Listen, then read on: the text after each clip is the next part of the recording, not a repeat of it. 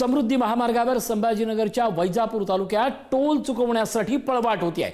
वैजापुरात समृद्धी महामार्गावर toll नाक्याआधी barricade तोडून पर्यायी रस्ता बनवण्याचा धक्कादायक प्रकार उघड झालाय। चोर वाटेवरून अनधिकृतपणे वाहतूक होत असल्याचं पुढारीच्या चौकशीत आता उघड झालंय। काही वाहनं या मार्गानं बाहेर पडत असल्याचं पुढारी इन्व्हेस्टिगेशन मध्ये समोर आलंय। समृद्धीवरील या चोर वाटेमुळे महसूल बुडणार, अपघात झाल्यास जबाबदार कोण असा प्रश्न आता समोर आलाय। मुंबईच्या दिशेनेवरून नागपूरच्या दिशेने येत असताना तुम्हाला दोन पळवाटा या रस्त्यांवरती पाहायला मिळतात आणि तो एक पहिला रस्ता जो हाच ज्यातून मोठ्या लोडिंग गाड्या, मोठ्या हायवा यासारख्या वाहनीतून खरं तर जातात। तिथे MSRDCच्या वतीनं अर्थात संपूर्णपणे बॅरिकेटिंग आणि संपूर्णपणे वॉल कंपाऊंड करण्यात आलेलं होतं। मात्र आपल्याला ते संपूर्णपणे वॉल कंपाऊंड तोडल्याचं आता आपल्याला दिसतं आहे आणि अजून एक महामार्ग आहे, अजून एक रस्ता आहे जो तुम्हाला टोल न चुकवता मार्ग देतो आणि तो मार्ग कसा या प्रवाशांनी तयार केलेला आहे हे दाखवण्यासाठी आपण त्या मार्गावरती चाललो आहोत। चला माझ्यासोबत। मित्रांनो नमस्कार, मी नितीन थोरात। समृद्धी महामार्ग महाराष्ट्रातील एक महत्त्वाकांक्षी प्रकल्प, हजारो कोटी रुपये खर्च करून उभारण्यात आलेला हा प्रकल्प वेगवेगळ्या कारणाने चर्चेत राहिला होता। मात्र आज मी तुम्हाला या समृद्धी महामार्गावरचे एक धक्कादायक वास्तव दाखवणार आहे आणि ते पाहून तुम्ही थक्क व्हाल।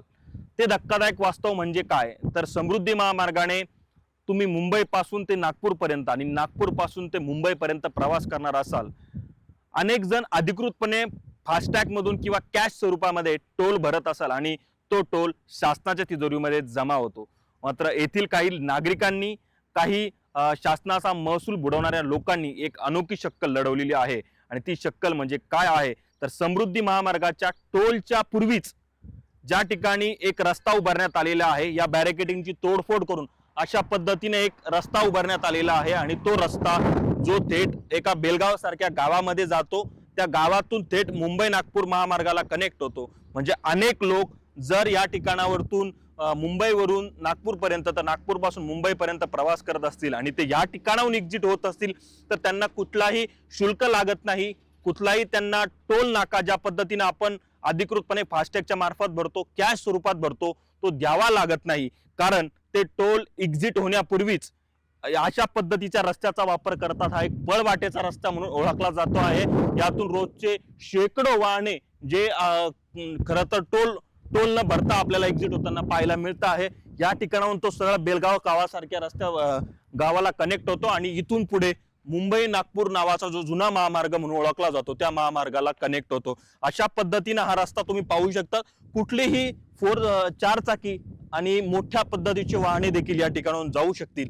मात्र या सगळ्या गोष्टीकडे कुणाचंही लक्ष नाही। मात्र राजरोसपणे हा टोल न भरता अनेकांकडून टोल चुकवला जातो आहे आणि त्यासाठी ही शक्कल लढवली जात आहे। माझा सहकारी दीपक सोबत नितीन थोरात, पुढारी न्यूज, वैजापूर, छत्रपती संभाजीनगर।